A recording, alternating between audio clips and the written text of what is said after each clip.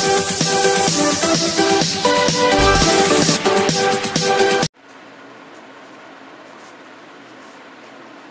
everyone, I am Anirudh Kumar Shukla and welcome to my YouTube channel IQ Study. So guys, today we are going to discuss about lecture 3rd and this is related to coordination compound and this is very important for 12th students which are prepared for board exam. तो actually guys कि ऐसे आज हम लोग जो पढ़ रहे हैं ये lecture 3rd from coordination compound का लेक्चर 3rd का टॉपिक है ये। और हम आपको जैसे कि मालूम है कि हम लोग लेक्चर 1st और लेक्चर 2nd डिस्कस कर चुके हैं। लेक्चर 3rd को हमें आज डिस्कस करना है। इस लेक्चर 3rd में हम लोग डिस्कस करेंगे the main postulates of Werner's theory. वैसे कि हमने वर्नर थ्योरी के पोस्टुलेट को खूब अच्छे से अभी पिछले लेक्चर में डिस्कस किया, लेकिन फिर भी उसमें से कुछ इंपॉर्टेंट फैक्ट हैं जो आपको लिखना होगा, जो बहुत ही इंपॉर्टेंट है आपके लिए, उसको आपको प्रिपेयर करना है। इसीलिए मैं आपको आज हम लोग लेक्चर 3rd में ऐसे टॉपिक को डिस्कस करेंगे। और भी बहुत सारे इंपॉर्टेंट टॉपिक हैं जिनको हम लोग डिस्कस करेंगे, जैसे कि कोऑर्डिनेशन पॉलीहेड्रा क्या होता है, कोऑर्डिनेशन यूनिटीज़ क्या होते हैं, तो इन सब को हम लोग क्रम से डिस्कस करते हैं। तो so guys without wasting time let's start. So guys before जैसे कि आपको मालूम है कि गाइज जैसे कि हमने अभी पिछले लेक्चर में खूब अच्छे से डिस्कस किया था वर्नर थ्योरी क्या है, व्हाट इज़ वर्नर थ्योरी। उसमें आपने खूब अच्छे से डिस्कस किया कि वर्नर थ्योरी जो होती है कोऑर्डिनेशन कंपाउंड पे साइंटिस्ट अल्फ्रेड वर्नर साहब ने एक थ्योरी को प्रपोज किया and the name of this theory are called Werner theory of coordination compound.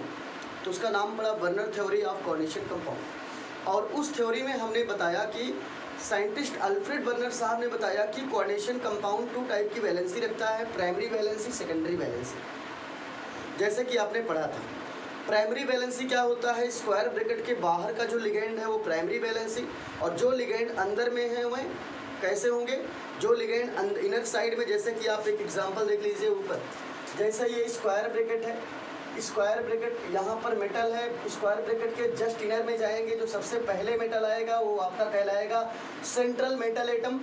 और स्टूडेंट्स दूसरा इसके बाद जो लिगेंड आएगा ये लिगेंड होगा, और ये लिगेंड न्यूट्रल भी हो सकता है या ये लिगेंड आयनिक भी हो सकता है।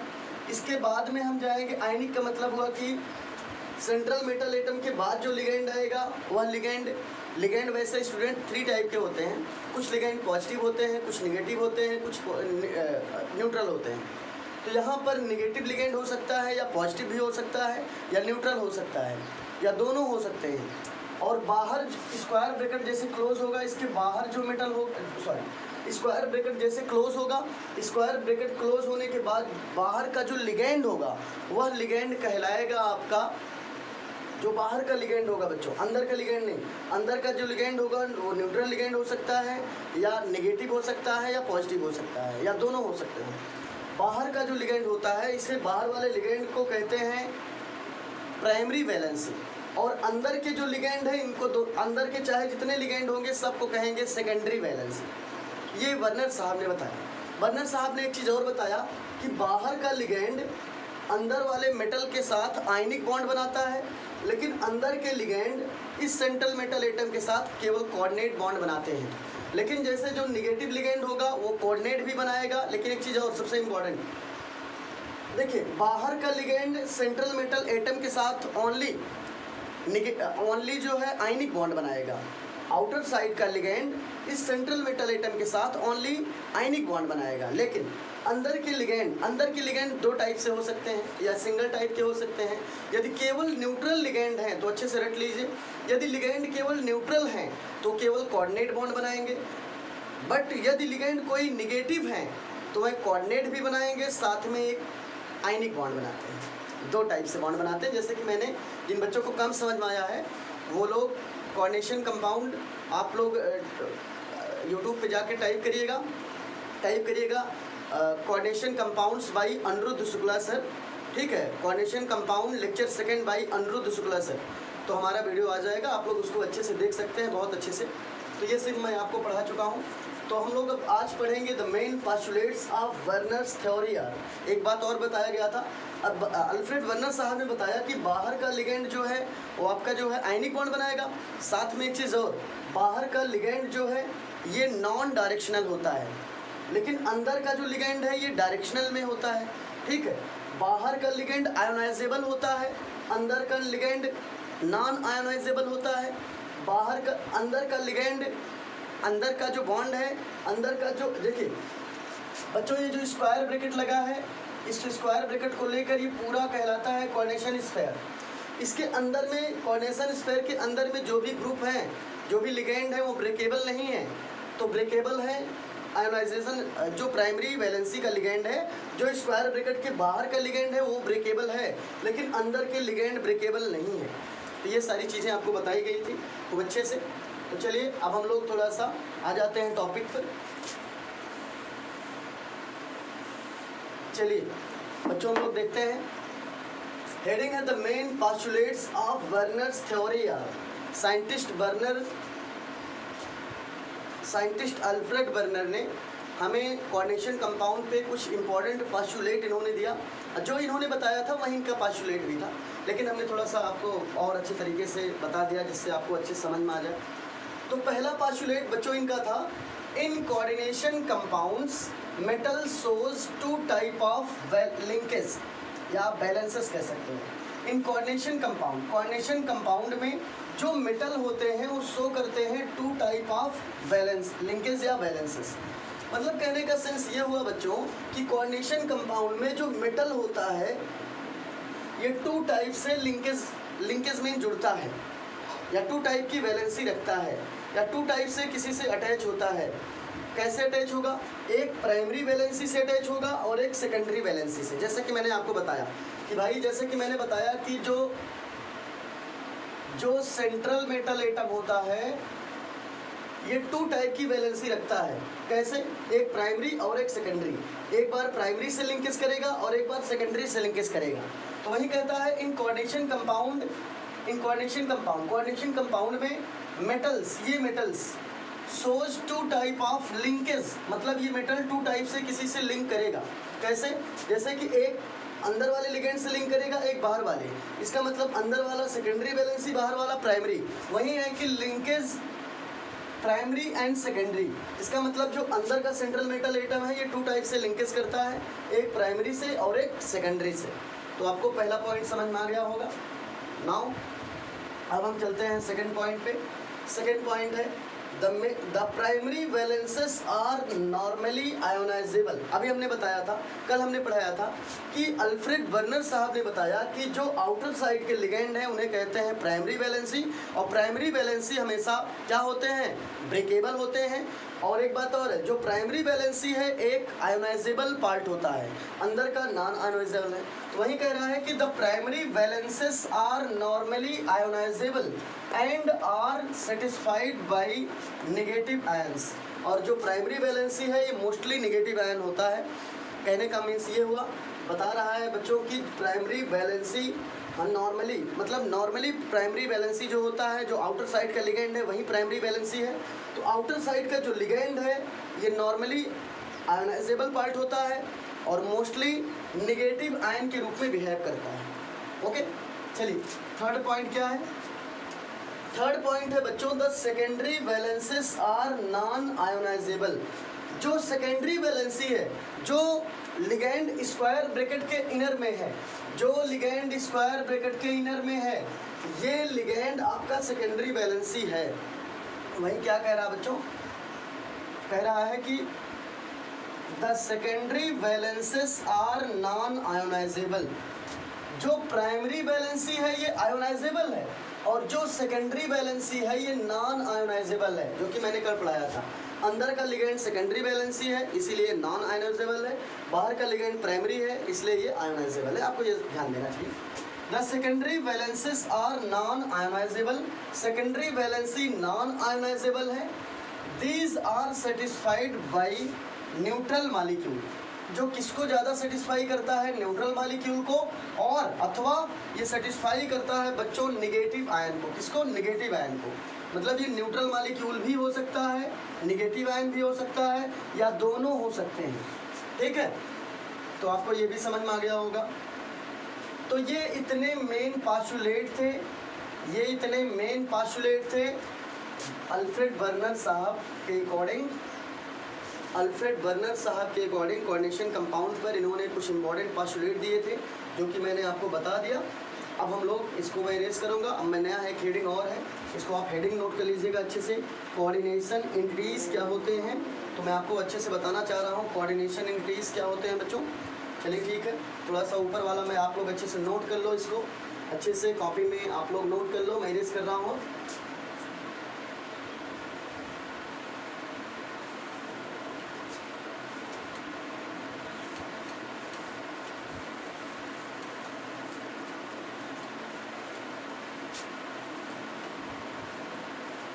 चलिए बच्चों, हम लोग अब जो है नेक्स्ट हेडिंग है आपका कोऑर्डिनेशन एंटिटीज़। कोऑर्डिनेशन एंटिटीज़ क्या होता है, देखिएगा ये हमारा स्क्वायर ब्रैकेट है। स्क्वायर ब्रैकेट के इनर साइड में सबसे पहले जो मेटल आएगा उसका नाम होगा सेंट्रल मेटल एटम। उसके बाद जो लिगेंड आएंगे, मान लीजिए ये लिगेंड है 4, ठीक है, तो इतने का होल 4 है। सब अभी हम लोग बहुत एग्जाम्पल देखते हैं, एक आप एग्जाम्पल देख ही लो। जैसे मान लीजिए बच्चों कि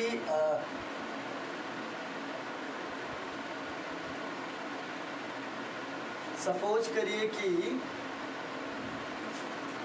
एक एग्जांपल मैं आपको बता रहा हूँ, जैसे कि आप देखिएगा थोड़ा सा, हाँ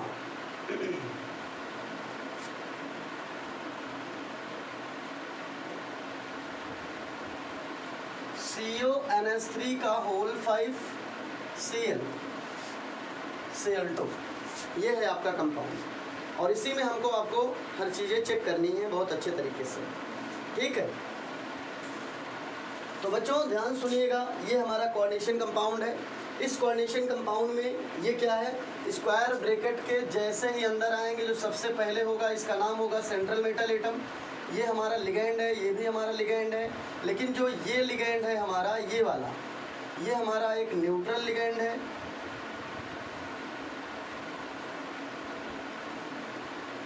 और ये लिगेंड हमारा नेगेटिव लिगेंड है, क्योंकि आपको मालूम है Cl माइनस के ऊपर नेगेटिव चार्ज आता है, तो नेगेटिव लिगेंड है।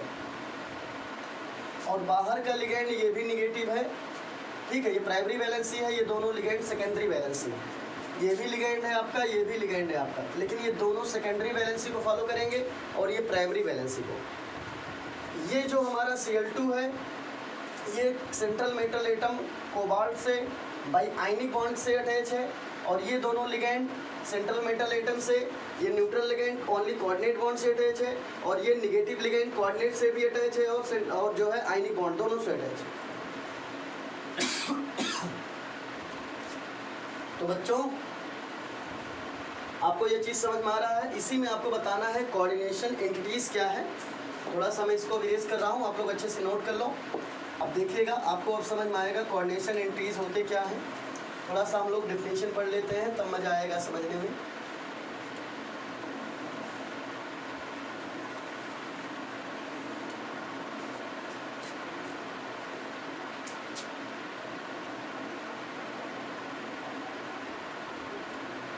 CONH3 का होल 5 Cl, ये है बेटा। तो CO, अब आप देखिएगा ये है हमारा डिफिनीशन क्या है कोऑर्डिनेशन एंटिटीज़ की। The species which are present in square bracket are called coordination entities और कॉम्प्लेक्सेस। डिफिनीशन कितना सिंपल है आप ये सोचिए। कहता है कोऑर्डिनेशन एंटिटीज क्या है, what is coordination entities, then you can say about coordination entities the species which are present in square bracket, ऐसी कोई स्पीसीज जो स्क्वायर ब्रैकेट के अंदर में प्रेजेंट हो, then this type of species are called coordination and species or coordination entities or coordination species, or you can say it is also called coordination, आप कह सकते हो it is also called complexes। तो यहाँ पे coordination entities समझ में आ गया। कोऑर्डिनेशन एंटिटीज क्या है, क्या बताएंगे, the species which are present in square bracket, कुछ भी स्पीसीज, कोई भी स्पीसीज हो, कोई भी मेटल हो, लिगेंड हो, जो स्क्वायर ब्रैकेट के अंदर में प्रेजेंट हैं, उन्हें हम कहेंगे कोऑर्डिनेशन एंटिटीज। फॉर एग्जांपल ये हमारा स्क्वायर ब्रैकेट है बच्चों, ये स्क्वायर ब्रैकेट है और इस स्क्वायर ब्रैकेट के अंदर में हमारा एक सेंट्रल मेटल एटम प्रेजेंट है और एक ये न्यूट्रल लिगेंड प्रेजेंट है और ये एक न्यूट्रल एंड आयनिक दोनों प्रेजेंट, मतलब सॉरी न्यूट्रल नहीं नेगेटिव लिगेंड है, ये प्रेजेंट है। तो स्क्वायर ब्रैकेट के अंदर में इतने कंपोनेंट प्रेजेंट हैं और इन्हीं कंपोनेंट को कहते हैं कोऑर्डिनेशन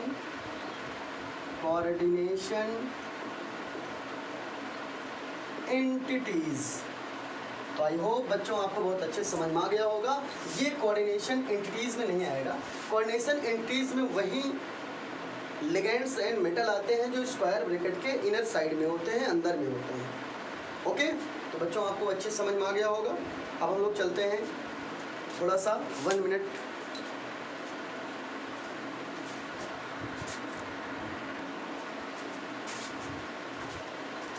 तो बच्चों जैसे कि मैं आपको बताया, तो अभी हमने खूब अच्छे से डिस्कस कर लिया, हमने डिस्कस किया बहुत अच्छे तरीके से। और जो चीज़ें हमने डिस्कस किया, जैसे कि मैंने आपको अभी main postulate of burner theory के बारे में बताया, तो वो हमने अच्छे से पढ़ लिया। अब हम नेक्स्ट टॉपिक पढ़ने चल रहे हैं। नेक्स्ट टॉपिक का नाम है काउंटर आयन। क्या हेडिंग है? Counter ion. तो काउंटर आयन क्या होता है बच्चों? बहुत सिंपल है काउंटर आयन, बहुत 1 मिनट में आप देखेंगे बच्चे समझ में आ जाएगा। काउंटर आयन क्या है? What is counter ion? Then you can say about counter ion the species और group which are present outer side of the square bracket. देखो अपने मन से बताओ, द स्पीसीज और group which are present outer side of the square bracket are called counter ions. Okay, clear ना? चलिए example बता रहा हूँ। कोई भी स्पीसीज, ये स्पीसीज है, कोई भी स्पीसीज, कोई भी ग्रुप, कोई भी मेटल, कोई भी नॉन मेटल, कोई भी लिगेंड, कोई भी कंपोनेंट हो जो स्क्वायर ब्रैकेट के बाहर प्रेजेंट हो। स्क्वायर ब्रैकेट के यहाँ देखिए 2 साइड बाहरी है, स्क्वायर ब्रैकेट के एक इधर और स्क्वायर ब्रैकेट के इधर, ये आउटर साइड है, ये भी आउटर साइड। इसका मतलब ये हुआ बच्चों कि आपको समझ में आ रहा होगा, ऐसा कोई भी स्पीसीज या ग्रुप जो स्क्वायर ब्रैकेट के आउटर साइड में प्रेजेंट हो, इधर या इधर, चाहे जो प्रेजेंट हो इस साइड और इस साइड, तो जो कोई भी ग्रुप या एटम्स जो स्क्वायर ब्रैकेट के आउटर साइड में प्रेजेंट होंगे उन्हें कहते हैं काउंटर आयन। ओके, तो चलिए थोड़ा सा आप डेफिनेशन देख लीजिए, समझ में आ जाएगा। काउंटर आयन की डेफिनेशन है बच्चों, the ions which are present outer side of the square bracket are called counter ion. क्या कह रहा? कह रहा the ions which are present outer side of the square bracket. या आप ऐसे बोलिए, द स्पीसीज और group which are present outer side of the square bracket are called counter ion। या ऐसे भी कह सकते हो, in another word you can say that about the definition of counter ion, the ions which are present outer side of the square bracket are called counter ion। okay, तो आपको counter ion अच्छे से बच्चों समझ में आ गया होगा। let us take an example। एक एग्जाम्पल लिया जाए, दिया है, आप देख रहे हैं एग्जाम्पल दिया है CONH3 का whole 4 H2O Cl square bracket close Cl2। अब इसमें टर्म ये है, पहले तो मैं आपको बहुत सारी चीज़ बताना चाह रहा हूँ बेटा। आपको कई बार मालूम है स्क्वायर ब्रैकेट के जैसे अंदर में जाओगे जो सबसे पहले आएगा इसका नाम है सेंट्रल मेटल एटम। इसके बाद स्क्वायर ब्रैकेट के अंदर में जितने भी नॉन मेटालिक कंपोनेंट हैं सभी लिगेंड हैं। सभी क्या हैं? सभी लिगेंड हैं। तो आपको दिख रहा होगा इसमें कितने काइंड के लिगेंड दिख रहे हैं आपको? स्क्वायर ब्रैकेट के अंदर में कितने काइंड के लिगेंड हैं? 3 काइंड के हैं। एक NH3 है, एक H2O है और एक Cl है। तो H2O और NH3 ये दोनों न्यूट्रल लिगेंड हैं। ये दोनों कैसे लिगेंड है बेटा? न्यूट्रल।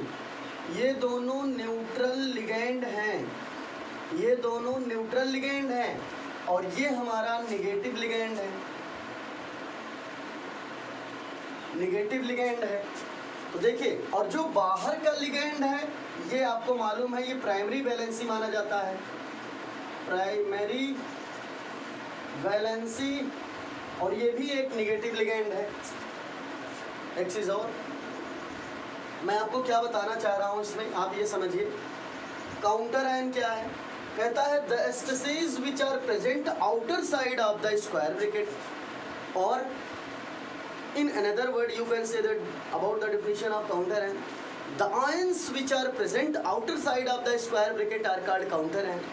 अब इस एग्जांपल में आप देखिए स्क्वायर ब्रैकेट के बाहर जितने होंगे सभी काउंटर आयन हैं। तो चलिए देख लिया जाए।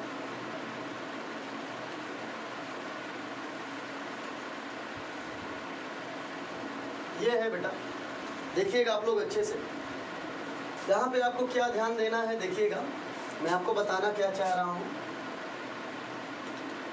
चलिए CONH3 का होल 4 H2OCl स्क्वायर ब्रैकेट के आउटर साइड में Cl2 है। तो मैंने बताया कि ऐसा कोई भी आयन या कोई ग्रुप या कोई स्पीसीज जो स्क्वायर ब्रैकेट के बाहर हो, तो स्क्वायर ब्रैकेट के इधर कुछ नहीं है, लेकिन स्क्वायर ब्रैकेट के इस साइड में Cl2 है, यही Cl2 आपका कहलाएगा काउंटर आयन।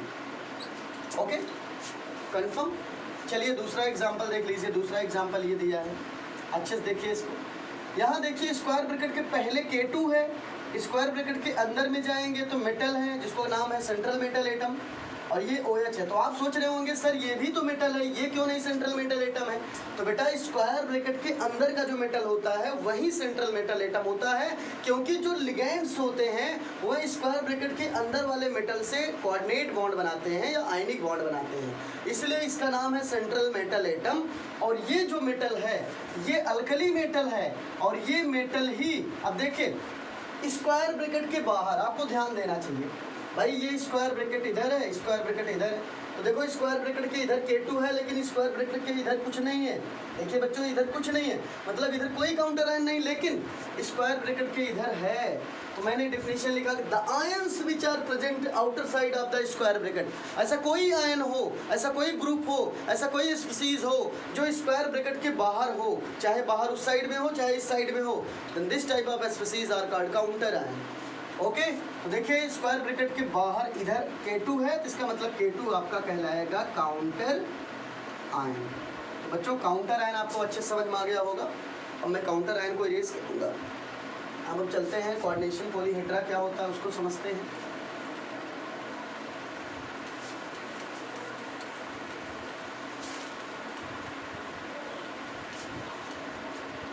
चलिए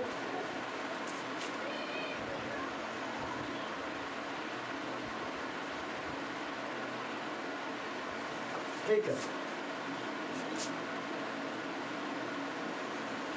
नेक्स्ट हेडिंग है बच्चों कोऑर्डिनेशन पॉलीहेड्रा। कोऑर्डिनेशन पॉलीहेड्रा क्या होता है अच्छे समझिएगा।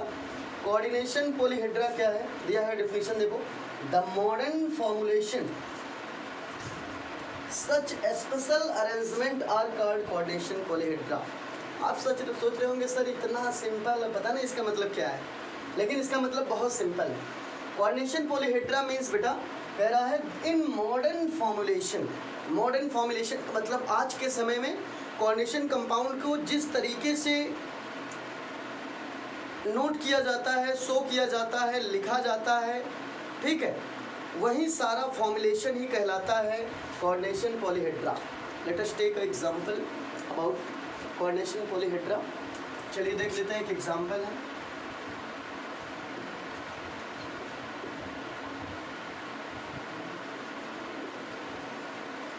अच्छे से आप पहले एग्जांपल नोट कर लो बच्चों, तब मैं चलता हूँ आगे। आपने नोट कर लिया होगा। चलिए इनका नाम हम लोग नोट कर लेते हैं। सब स्क्वायर ब्रैकेट के सबसे इस इनर साइड में जो पहला एलिमेंट आएगा वह कोई ग्रुप आएगा, इसका नाम होगा सेंट्रल मेटल एटम। इसके बाद जो भी ग्रुप आएंगे सब लिगेंड होंगे, और ये आपको मालूम है न्यूट्रल लिगेंड है NH3, और ये निगेटिव लिगेंड है, और ये दोनों कोऑर्डिनेट बॉन्ड से, देखो बेटा ये दोनों लिगेंड आपके सेकेंडरी वैलेंसी कहलाएंगे और बाहर वाला लिगेंड प्राइमरी वैलेंसी। अंदर वाले दोनों लिगेंड कोऑर्डिनेट बॉन्ड बनाएंगे विद सेंट्रल मेटल एटम, और अंदर वाला लिगेंड आयनिक बॉन्ड बनाएगा विद सेंट्रल मेटल एटम। लेकिन जो अंदर का इसमें न्यूट्रल लिगेंड है ये केवल कोऑर्डिनेट बॉन्ड बनाता है, और जो अंदर का निगेटिव लिगेंड है ये कोऑर्डिनेट भी बनाता है, साथ में आयनिक भी बनाता है, लेकिन बाहर का लिगेंड ओनली आयनिक बॉन्ड बनाता है। ओके, तो चलिए ये हो गया, और ये भी हमारा लिगैंड है, ये प्राइमरी वैलेंसी है, प्राइमरी वैलेंसी, और ये दोनों हमारे सेकेंडरी वैलेंसी हैं। तो यहाँ समझना आपको क्या है बच्चों, मैं आपको ये बताना चाह रहा हूँ कि कहता है इन मॉडर्न फॉर्मुलेशन, आज के समय में जो कोऑर्डिनेशन कंपाउंड को हम फॉर्मुलेट करते हैं, जिसको आराम से शो करते हैं, लिखते हैं, यही मॉडर्न फॉर्मुलेशन ही कहलाता है कोऑर्डिनेशन पॉलीहेड्रा। क्या कहलाता है? Coordination polyhedra. ओके, तो आपको समझ में आ गया होगा।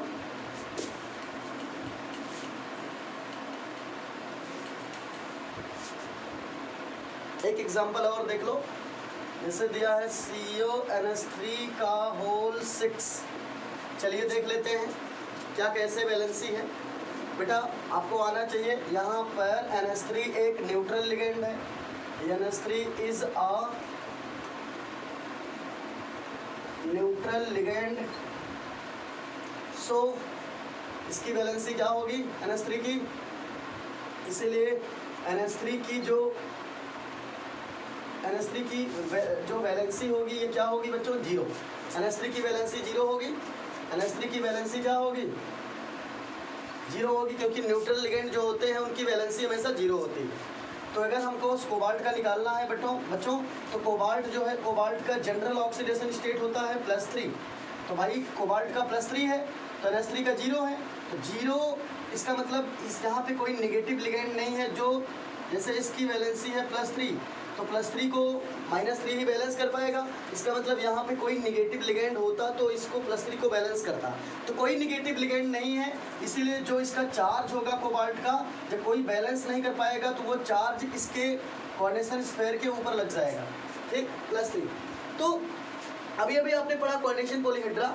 In modern formulation such special arrangement, आज के समय में जो आज के समय का जो कोऑर्डिनेशन कंपाउंड का फॉर्मुलेशन है, जो नोट किया जाता है जिस तरीके से, यही फॉर्मुलेशन ही कहलाता है कोऑर्डिनेशन पॉलीहेड्रा। आई होप आपको अच्छे से क्लियर हो गया होगा कोऑर्डिनेशन पॉलीहेड्रा क्या है। आप एग्जांपल नोट कर सकते हो, और यहाँ बता दो central metal atom this is ligand and this type of arrangement are called coordination polyhedra. ठीक है, यही आज का मॉडर्न फॉर्मुलेशन है और इसी को कहते हैं कोऑर्डिनेशन पॉलीहेड्रा। तो बच्चों आई होप आपको अच्छे समझ में आ गया होगा। अब हम चलते हैं नेक्स्ट टॉपिक पे।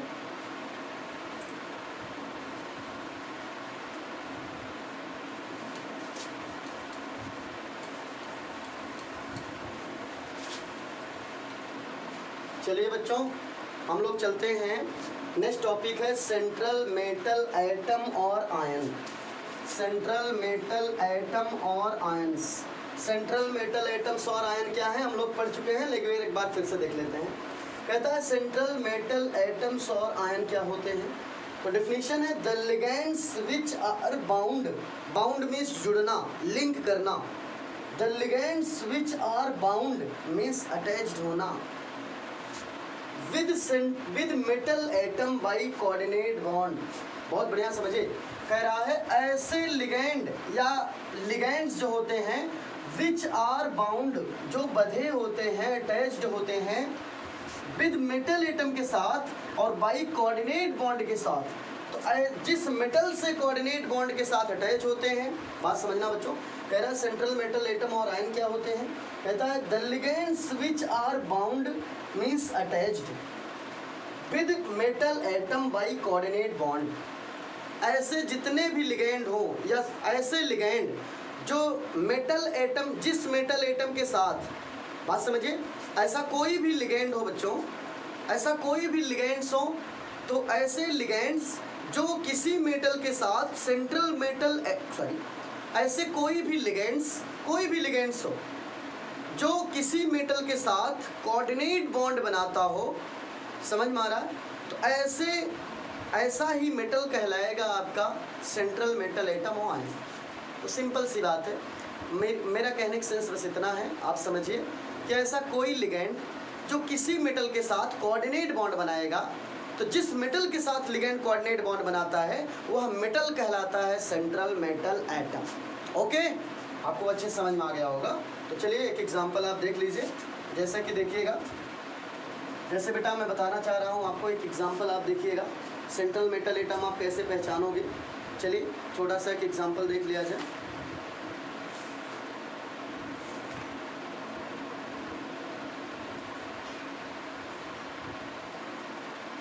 चलिए ये एग्जांपल है हमारा, दिया है K4,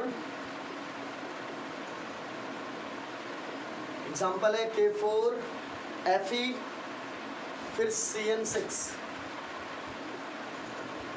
ये है कंपाउंड। अब इस कंडीशन में एक ही चीज़ जानिए, स्क्वायर ब्रैकेट के जो बाहर का कंपोनेंट हो, चाहे इधर का चाहे इधर का, ये कहलाता है काउंटर आयन। क्या कहलाता है?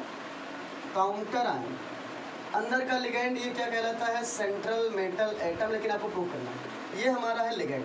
तो देखिए बेटा, जो मैंने अभी बार बार बता रहा हूँ कि स्क्वायर ब्रैकेट के जो अंदर के मेटल हो या लिगैंड हो, ठीक है, तो वह सारे लिगैंड इस अंदर वाले मेटल से हमेशा कोऑर्डिनेट बॉन्ड बनाते हैं, और यही जिस मेटल से कोऑर्डिनेट बॉन्ड लिगैंड बनाएंगे, ये लिगैंड जिस मेटल से कोऑर्डिनेट बॉन्ड बनाएंगे, ये मेटल कहलाएगा सेंट्रल मेटल एटम। ओके, तो आपको अच्छे समझ में आ गया होगा ये चीज़ें बहुत अच्छे से। और इसका आप जो है एग्जाम्पल दिखा सकते हो, आप एक एग्जाम्पल इसका दिखा दीजिए। जैसे कि इसका एग्जाम्पल बेटा मैं यहाँ बना दे रहा हूँ, फिगर आप देख लीजिएगा। तो जब इसका फिगर बनेगा तो ये इसकी वैल्यू खत्म होगी और केवल इतने का ही दिखाया जाता है। तो Fe की बैलेंसी सपोज करिए यदि +2 है तो +2 इस -2 को बैलेंस करेगा, क्योंकि सॉरी यहाँ पे टोटल माइनस की संख्या कितनी है।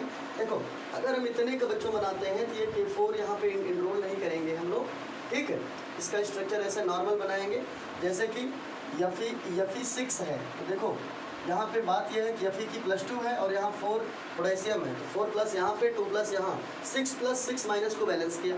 लेकिन जब हम स्ट्रक्चर बनाते हैं तो काउंटर आयन को छोड़ देते हैं, हम इतने को दिखाते हैं। तो यहाँ पर Fe की बैलेंसी +2 हो गया, Fe की बैलेंसी +2 है और इसकी बैलेंसी -6 है।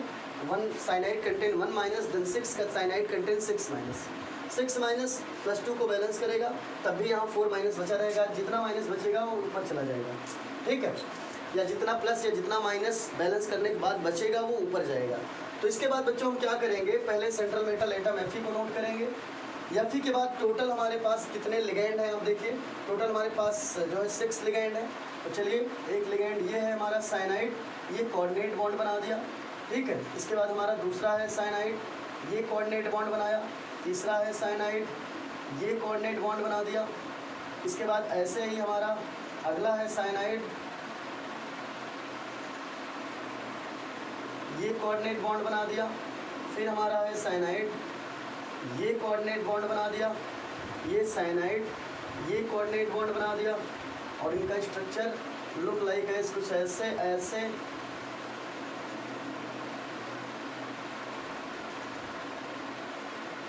ऐसे बनता है। तो आप इसका स्ट्रक्चर बना सकते हो और देखेंगे कि जितने भी लिगैंड हैं सारे लिगैंड इस Fe के साथ कोऑर्डिनेट बॉन्ड बना रहे हैं, इसलिए हमारा यहाँ पे Fe कहलाएगा सेंट्रल मेटल एटम। ओके, तो सेंट्रल मेटल एटम की डिफिनीशन आपको अच्छे से क्लियर हो गई होगी। तो बच्चों आप इसको अच्छे से नोट कर लो, और नोट करने के बाद हम चलते हैं नेक्स्ट टॉपिक पे। वैसे वीडियो ज़्यादा बड़ा हो रहा है, मैं सोच रहा हूँ अब जो बचा हुआ है उसको नेक्स्ट लेक्चर में आपको प्रोवाइड कराऊँ। सो गाइज आप अच्छे से नोट कर लो। Today is enough. Thank you for watching my video and please आपके जो मित्र यार हों आप उनको भी हमारा जो है ये वीडियो उनको शेयर कर सकते हो। Okay, thank you for watching my video.